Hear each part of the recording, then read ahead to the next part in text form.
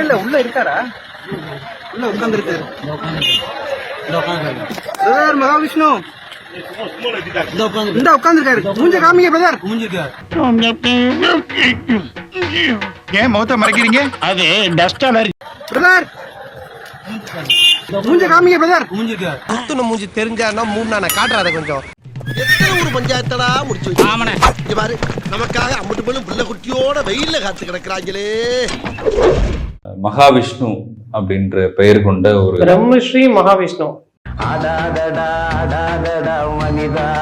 சரி, பேசுறாங்க, என்னதான் பேசுறாங்க? இந்த பெண்களுக்கு முன்னேற்றத்துக்காக ஏதாவது பேசுறாங்களான்னு பார்த்தா ரொம்ப பின்னேற்றமான விஷயங்கள் பேசுறாங்க. ஒரு தாயும் ஒரு மகனும் உடலுறவு வைத்துக் கொண்டால் குழந்தை பிறக்குமா பிறக்காதா? என் புருஷன் ஒரு பொண்ணோட இருக்கிறாருன்னு தெரிஞ்சா, என் பொண்டாட்டின் ஒரு பையனோட இருக்கிறாருன்னு தெரிஞ்சா ஏன் கோவப்படுறீங்க? அந்த அறிவு கிட்ட மூதேவி, ஏண்டா இந்த மாதிரி புக்கல்னா போலீஸ் உன்னை தேடாம ஜனாதிபதி அவார்ட தருவாங்க. இவரு முக்கியமா என்ன சொல்றாருன்னா, நீங்க வந்து பாவம் புண்ணியம் எல்லாம் இந்த உலகத்துல இருக்கு, இது வந்து பழைய காலத்து கதை. 1948ல இருந்து இதே ஃபார்முலாவா? கொஸ்டினா மாத்து. ஒரு மந்திரத்தை படித்தால் நெருப்பு மழை விழும், இன்னொரு மந்திரத்தை படித்தால் ஒரு மனிதன் இங்க பார்க்க முடியும். யாரோ மண்டபத்துல சொல்லி கொடுத்தது சொல்றாரு. அவருக்கு போய் நான் எதுக்கு நான் ஐடியா கேக்குறேன்? எனக்கு மூளை இல்ல. மழை வர வைக்கிறதுக்கு, நெருப்பு வர வைக்கிறதுக்கு, கதை ஓடுறதுக்கு மந்திரம். இது வெறும் வடை. இவர் வந்து எங்கேயோ சுட்ட வடையை கொண்டாந்து இவர் இறக்குறாரு, அவ்வளவுதான். சார், என்ன எவ்வளவு நாளும் கேவலமா பேசுங்க. இப்ப அப்படிதானே பேசுறேன். ஜோசியத்தை பழிக்காதீங்க. கட்டம் தான் எல்லாத்தையும் கணிக்குது. ஏண்டா மாட்டு பொங்கலுக்கு டெக்கரேட் பண்ண காட்டு எருமமா இருந்துட்டு நீ கட்டத்தை பத்தி பேசுறியா? 7,000 குருகுலங்களுக்கு மேல இந்தியா ஃபுல்லா இருந்தது. அத்தனையையும் ஓலை பனை ஓலையில் எழுதி வைத்து விட்டு சென்றார்கள் ரகசியங்களை. ஆனால் பின்னால் வந்த ஆட்சியாளர்களின் காரணமாக, நான் சொல்ற பிரிட்டிஷ் வந்த அவர்களுடைய சதி வேலையின் காரணமாக நமது மக்களுடைய ஞானம் மண்ணோடு மண்ணாக புதைந்தது. மந்திரம்ன்றது ஓலையில எழுதப்படாது. அவருக்கு அது கூட தெரியல. வேதம்ன்றது எழுதப்படாதது. போடல. நீ ஒரு டுபாக்குரு. உன்னை நம்பாதேன்னு இவங்கிட்ட எத்தனை தடவை சொன்னேன். அவருக்கு வந்து பிழைக்கணும், சம்பாதிக்கணும், தன்னை வந்து பெரிய ஆளா ஆக்கி காட்டணும், உழைச்சு சாப்பிடணும். இப்படி இவ்வளவு கோடிகள்ல எப்படி இவருக்கு சொத்து செஞ்சுச்சு? ஒரு நாள் வேலை வெட்டிலன்னு கோயில் திரையில படுத்திருந்தேன். சரி, முடிச்சு பார்த்தா துண்டு நிறைய காசு ரூபா நோட்டுமா கிடந்துச்சு. பிச்சைக்காரன் நினைச்சு போயிட்டாங்க. ஆனா இந்த ரூட்டு நல்ல ரூட்டா இருக்கேன்னு அதையே நான் ஃபாலோ பண்ணிட்டேன். இப்ப இவ்வளவு சொத்து ஆதாரங்கள் இவர்கிட்ட வருவதற்கான மூலாதாரம் யாருகிட்ட இருந்து வந்துச்சு? இப்ப பின்னாடி யார் இருக்கா? இவருக்கு பின்னாடி வேற யாரும் இருக்காங்களா? டேய் கேக்குறாருல, சொல்ல வேண்டியதானே. பாஜக வெளிநாடுகள்ல ஆஸ்திரேலியாவுல உள்ள சிட்னில 5/9/2024 அன்னைக்கு ரிஜிஸ்டர் பண்ணிருக்காங்க. அதாவது இந்த ஏர்போர்ட் வந்து அப்படி இல்ல, ஆஸ்திரேலியா போயிட்டு தான் வந்திருக்காப்ல. அங்க ரிஜிஸ்ட்ரேஷன் முடிச்சு தான் வந்திருக்காங்க. ஆமா, அங்க வந்து இங்க உள்ளதுக்கே இங்க ரிஜிஸ்ட்ரேஷன் தள்ளுது. ஆஸ்திரேலியால போய் ரிஜிஸ்ட்ரேஷன் பண்ணிட்டு வந்திருக்கான்டா. அங்க பல நூறு ஏக்கர்களுக்கு இடத்த வாங்கி ரிஜிஸ்ட்ரேஷன் பண்ணிருக்கான். அட பாவி, ஆளை பார்த்தா டம்மி பீஸா இருக்க, பயங்கரமான ஆளா இருக்கேடா. அங்க ரிஜிஸ்ட்ரேஷன் பண்ற அளவுக்கு உனக்கு அமௌண்ட் எப்படி, அங்க வந்து எப்படி உனக்கு காசு வந்துச்சு, எப்படி ரிஜிஸ்ட்ரேஷன் பண்ண, அதெல்லாம் ரகசியம் சொல்றதுக்கு இல்ல. ஃபாரின் டிரான்சாக்ஷன் உங்ககிட்ட எக்கச்சக்கமா இருக்கு. இது லீகல் டிரான்சாக்ஷன் தானா? ஏன்னா சிங்கப்பூர், மலேசியா, ஆஸ்திரேலியா, ஸ்ரீலங்கா இங்கெல்லாம் வந்து ஆசிரமம் வச்சிருக்கேன் அப்படின்னு சொல்லிட்டு ஒரு குடிசையை போட்டு உட்காந்துருக்கான். இங்க எல்லாம் எக்கச்சக்கமான ஏக்கர்ல இடத்த வாங்கி ரிஜிஸ்ட்ரேஷன் பண்ணிருக்கான். காம்படிஷன் நம்மள அடிச்சுக்க ஆள் நினைச்சேன். இவன் டஃப் கொடுப்பான் போலதே. இன்னொன்னு சேர்த்துக்க, சீமானுக்கு இவனுக்கு தொடர்பு இருக்கா? என்னடா போட்டு கொடுக்குற? நீங்க விசாரிச்சு, ஏன்னா நீ foreign currency, foreign transaction, Sri Lanka இதர நாடுகள்லாம் வேற சொல்ற. என்ன அது மூலியமா இருக்கிறதுக்கும் வருதா? இல்ல, சீரியஸாவே நான் சொல்றேன். இந்த டோன்ல விசாரிச்சு சீரியஸா தான் சொல்றேன். பத்திரிகையாளர்கள் தயவு செஞ்சு கேளுங்க. போற நீங்க தயவு செஞ்சு இந்த क्वेश्चन வந்து அவங்ககிட்ட நீங்க கேள்வி கேட்கணும். என்னையா பேசிக்கிட்டு இருக்க? 3 வேளை சோத்துக்கு உழ வச்சிட்டு போயிடாதியா? அந்த அரசு மரியாதை கொடுத்தாங்கல்ல சைதாப்பட்ட அரசு பள்ளியில, இப்போ உட்கார வச்ச உடனே ஏதாவது சாப்பிட்றதுக்கு வேணுமான்னு கேட்டிருக்காங்க. கேட்ட உடனே ஒரு ஃப்ரெஷ் ஜூஸ் ஒன்று, ஒரு கப் ஆஃப் டீ போயிருக்கு சூடா, அதை குடிச்சிருக்காப்ல. அதுக்கப்புறம் நைட்டு டிஃபன் டைம் வந்துருச்சு. 4 இட்லி கெட்டி சட்னி கேட்டிருக்காப்ல, கட்டி கொண்டு கொடுத்துருக்காங்க, தின்றுருக்காப்ல. ஸோ விசாரணை இன்னமும் போயிட்டு இருக்குன்னு முடியல. காசை வாங்கிட்டு உள்ள புடிச்சு போடாம வெளியில விட்டுருக்கிய, இன்னும் எத்தனை பேர் குடிய கெடுக்க போறாங்களோ. அதுலயே ஒரு ஆசிரியர், நீங்க என்ன பேசுறீங்க, இந்த மாதிரி பேசக்கூடாதுன்னு நிறுத்துறாருல. நான் அப்படிதான் பேசுவேன். நான் யார் தெரியுமா? நான் எங்கிலிருந்து வர தெரியுமா? பெரியாளா நீ? நான் பெரியாளா தெரியுமா? அவர் என்ன சொல்றா தெரியுமா அப்படின்னு போய் இவரு போய் பயங்கரமா அவர் போய் உதார விட்டுறாரு. பேச்சாடா பேசுன, கொஞ்சம் பேச்சா பேசுன. ஒண்ணு, அவர் வந்து இன்னொருத்தரோட வலியை புரிஞ்சிக்காத மனிதனே கிடையாது. போன ஜென்மத்துல நீங்க என்ன செஞ்சீங்களோ அதை பொறுத்து உங்களுக்கு இந்த பிறவி கொடுக்கப்பட்டிருக்கிறது. நீ மனுஷனே இல்ல தெரியுமா? மக்கள் பண்பு இல்லாதவர் மரம் போல்வார்னு சொல்லுவாங்க. அதுவும் கிடையாது. இவர் ஆன்மீகவாதி வேறையாம்.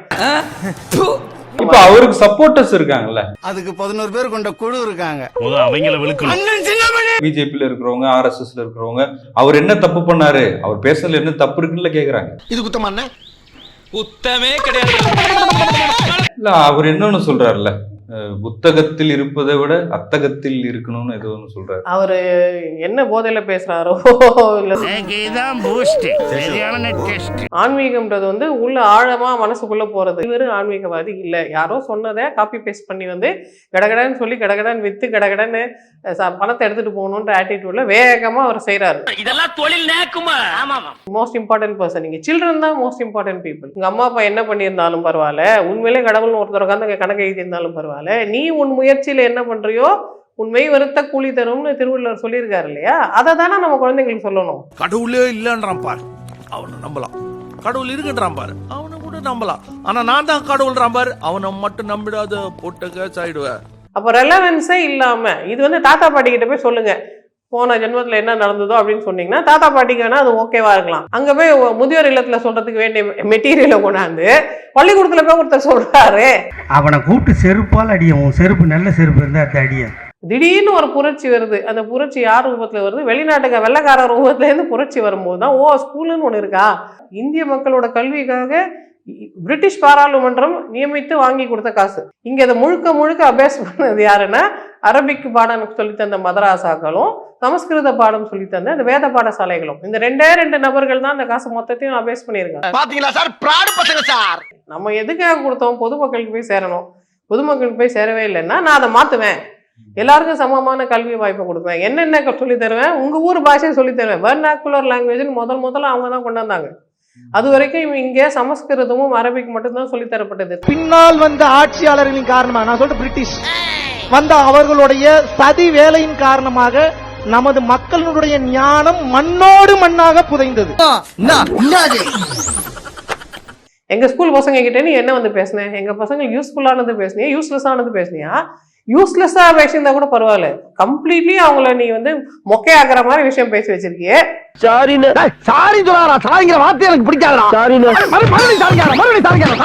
முதல்ல எடுத்தோடனே சொல்லிட்டாப்புல மகாவிஷ்ணு ஐயா, இந்த விசாரணையில நானே வாபஸ் வாங்கிக்கிறேன். அப்ப தான் ஒரு தவறு செய்து விட்டேன், சட்டத்தின்படி இதுல நான் சிக்கிடுவேன், உனக்கே தெரியுது. குற்றவாளியை ஒப்புக்கொண்டு விட்டார், ஆகையால் தாமதிக்காமல் தண்டனையை உடனே வழங்குமாறு தாழ்மையை கேட்டுக்கொள்கிறேன். அந்த முன்ஜாமீன் மனுவை நான் வாபஸ் வாங்கிக்கிறேன்னு எப்ப மகாவிஷ்ணு சொன்னானோ, அடுத்த நிமிஷம் அவருடைய வக்கீல் இருக்காப்புல அவர் வந்து ஐயா அதே மாதிரி இந்த வழக்குல இருந்து நானே என்னை வாபஸ் வாங்கிக் கொள்கிறேன் ஐயா. நானாவது அடியில காந்தம் வச்சு நீ எனக்கு ஆப்பு வச்சிட்டியடா. 7 நாட்கள் முடியாது, 3 நாட்கள் தருகிறோம் அப்படின்னு சொல்லி 3 நாட்கள வந்து விசாரணை 3 நாள் தான். 3 நாள் விசாரணை. ஏன் உனக்கு ரொம்ப கவலையா இருக்கா? வேணா கொண்டு போய் விட்டுட்டு ஒரு நாள் புள்ள பண்ணி கூட்டி வா. நான் ஸ்கூல் படிக்கிற காலத்துல இருந்தே RSS வந்து எங்க ஸ்கூல்களும் RSS ஆட்கள் வந்து இருக்கிறாங்க. இன்னும் அவங்க அதை கண்டினியூ பண்றாங்க. இவங்க எல்லாம் பார்த்தாலே விரட்டி விரட்டி வெளுக்க தோணுது, வந்து விரட்டி விரட்டி வெளுக்க தோணுது. ஸ்டார்ட் பண்ணு.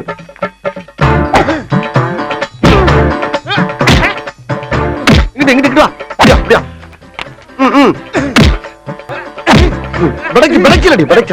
மண்டல மட்டும் அடிச்சிடாத, குலக்கேசல் உள்ள போயிருவேன். சரியா? உங்க வீட்டு பிள்ளையா நினைச்சு எல்லாரும் என்னை மன்னிச்சிருக்க.